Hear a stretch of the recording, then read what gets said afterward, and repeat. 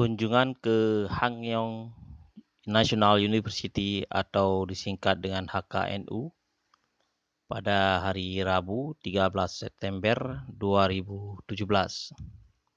Kita bergerak dari Desa Naedong atau Nedong Mael, Wonsamyeon jam 9 pagi waktu Korea Selatan. Tiba di HKNU Gyeonggi-do Angseong jam 11 menjelang siang. Perjalanan kita selama 2 jam dengan menggunakan bus. Selamat datang di Universitas Nasional Hangkyong University atau HKNU. Izinkan saya memperkenalkan HKNU kepada Anda. Setelah didirikan pada tahun 1939 sebagai Sekolah Pertanian Umum Anseong, Hangkyong National University kemudian direorganisasi menjadi Universitas Umum melalui sistem Sekolah Menengah Pertanian Angseong, Sekolah Tinggi Pertanian Angseong, dan Universitas Industri Angseong yang meletakkan dasar untuk menjadi Universitas Nasional Perwakilan Gyeonggi-do. Universitas Nasional Hangkyong telah merencanakan paradigma baru untuk masyarakat Korea dan menghadirkan nilai-nilai baru di titik balik era masing-masing. Sementara itu, Universitas HKNU telah mencapai prestasi luar biasa dalam proyek-proyek yang diselenggarakan oleh Kementerian Pendidikan, berkontribusi pada pengembangan komunitas melalui kolaborasi industri akademisi.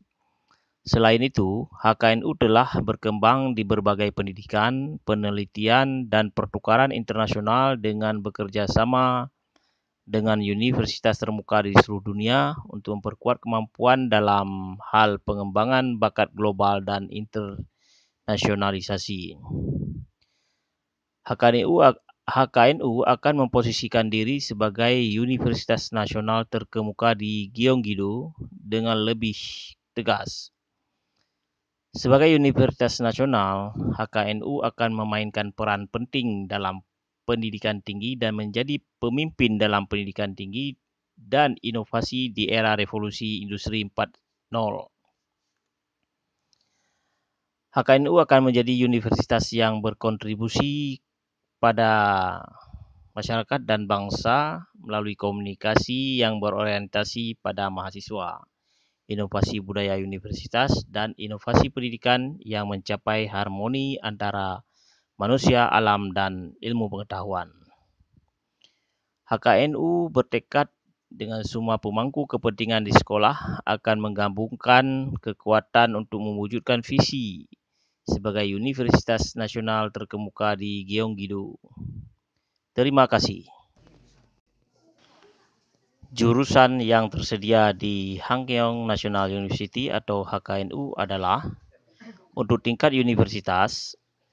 Yang pertama, S1 Administrasi Kantor, Humaniora Terapan dan Layanan Publik, Hukum dan Administrasi Bisnis, Konvergensi Industri Sekolah Kesehatan, Ilmu Terapan di Sumber Daya Alam dan Lingkungan, Ilmu Konvergensi Kehidupan Hewan, Bioteknologi, Teknik Sipil dan Lingkungan, Teknik Sistem Keamanan Sosial, Bioteknologi Pangan dan Teknik Kimia, Teknik Komputer dan Matematika Terapan, TIK Robotika dan Teknik Mesin, Teknik Elektronika dan Listrik, Arsitektur dan Konvergensi Desain.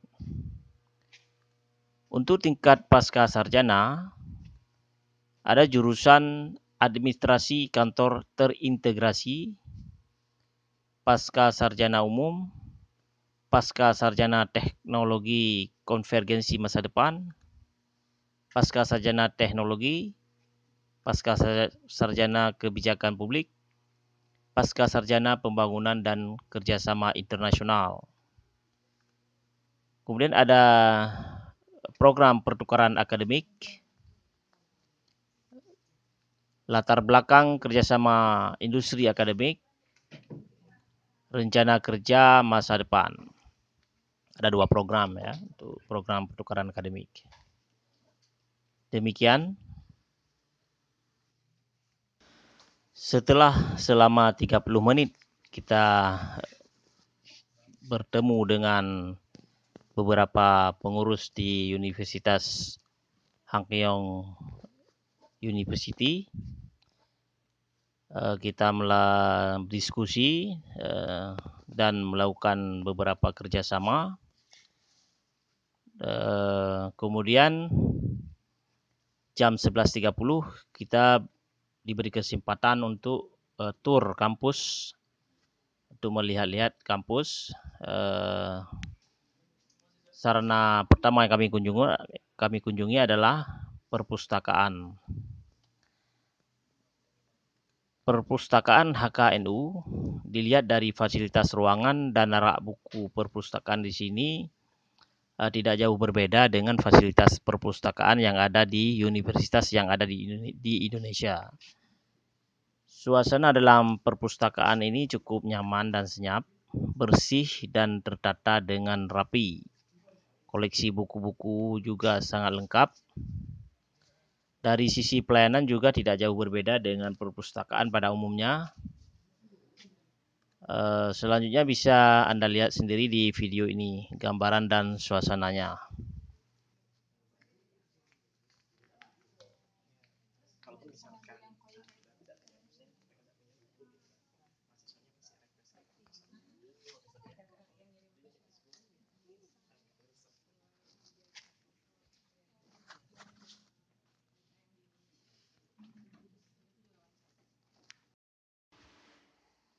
Jam 11.52 kita kembali menuju ke kampus peternakan.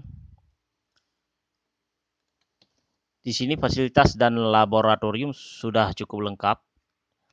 Di sini hubungan antara universitas dengan dunia usaha dan dunia industri sudah cukup baik ya, sehingga hasil penelitian yang dilakukan oleh universitas bisa diterapkan oleh dunia industri dan dunia usaha tanpa ragu. Demikian juga sebaliknya. Jadi hubungan antara universitas dengan dunia usaha, dengan pelaku usaha itu sudah cukup baik ya. Saling mendukung, saling menguntungkan. Kondisi seperti ini masih kurang negara kita ya, di mana masih ada jurang pemisah yang cukup lebar antara kajian akademik di universitas kita dengan terapan di lapangan oleh pelaku usaha maupun petani ya, sesuai dengan jurusan ya. Petani, nelayan, pekebun, dan sebaliknya ya. Jadi petani, pekebun, nelayan seringkali susah untuk menerima hasil penelitian yang dilakukan oleh universitas. Nah, ini harus kita perbaiki untuk kedepannya. Di sini kita bisa belajar untuk berbenah ke arah yang lebih baik. Dan kita harapkan mental masyarakat kita yang ingin menang sendiri dan mental yang tidak mau menerima masukan dari orang lain sudah bisa kita simpan rapi dalam lembaran buku sejarah. Mari kita buka pandangan untuk melihat bagaimana bangsa lain berkembang dan beradaptasi dengan dunia baru, sebagaimana bangsa lain di masa lalu juga pernah berguru kepada bangsa kita. Jadi, sesuatu yang baik yang ada di dunia luar sangat patut untuk kita terapkan di negeri kita. Dan semoga peternakan sapi kita juga tidak kalah dengan peternakan yang ada di luar negeri.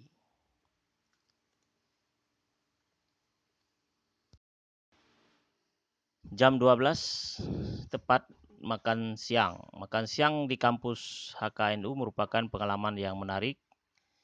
Di sini habis makan perangkat makanan dan sisa makanan harus dibereskan sendiri untuk dibersihkan dan dibuang ke tempat sampah. Budaya ini hampir semua tempat yang kami kunjungi berlaku demikian, kecuali di beberapa restoran.